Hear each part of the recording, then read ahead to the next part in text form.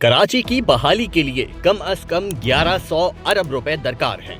یہ اندازہ 2025 میں نہیں بلکہ ٹھیک 5 سال پہلے 2020 کی تباہ کن بارشوں کے بعد تمام اسٹیک ہولڈرز نے پوری اسٹڈی کے بعد لگایا تھا اور پھر 1100 ارب کے کراچی پیکج کا اعلان ہوا تھا جسے 3 سال یعنی ستمبر 2023 تک مکمل ہونا تھا۔ دراصل عالمی بینک نے 2017 میں کراچی سے متعلق اپنی تفصیلی رپورٹ میں یہ بتایا تھا کہ کراچی میں انفراسٹرکچر کی بہتری کے لیے 10 ارب ڈالر خرچ کرنے کی ضرورت ہے۔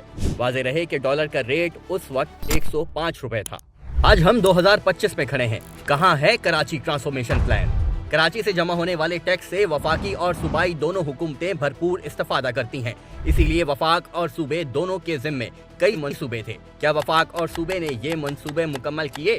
یہاں سوال یہ بھی پیدا ہوتا ہے کہ کراچی کو اچانک ایک ساتھ 1100 ارب روپے کی ضرورت کیوں پڑی؟ اس سوال کا جواب آپ کو سابق سیکرٹری خزانہ یونس ڈاگا کے جنوری 2022 میں ایکسپریس میں شائع آرٹیکل کراچی ڈوبتی شہرک میں مل جائے گا۔ یونس ڈاگا نے اس آرٹیکل میں بتایا کہ 2009 کے قومی مالیاتی ایوارڈز نے صوبوں کو یکایک امیر کر دیا۔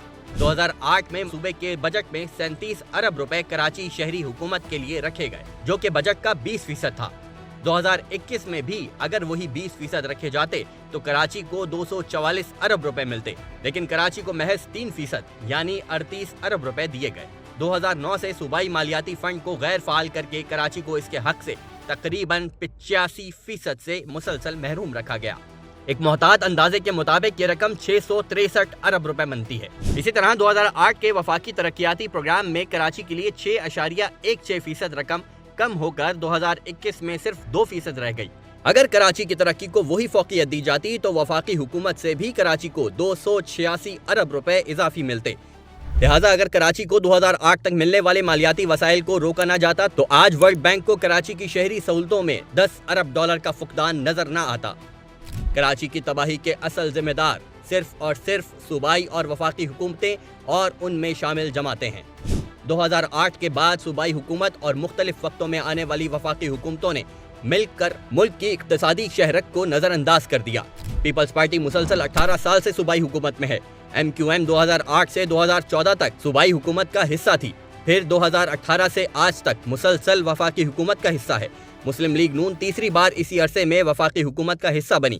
نون لیگ اور پیپلز پارٹی کے برعکس کراچی سے 14 سیٹیں جیت کر وفاق میں ایم کیو ایم کے ساتھ حکومت بنانے والی پی ٹی آئی بھی اپنے پونے 4 سال میں کراچی کو اس کا جائز حصہ نہیں دے سکی۔ آج کراچی کی تباہی و بربادی کی وہی سیاسی جماعتیں ذمہ دار ہیں جو پچھلے 18 سال سے صوبائی اور وفاقی حکومت کا حصہ ہیں۔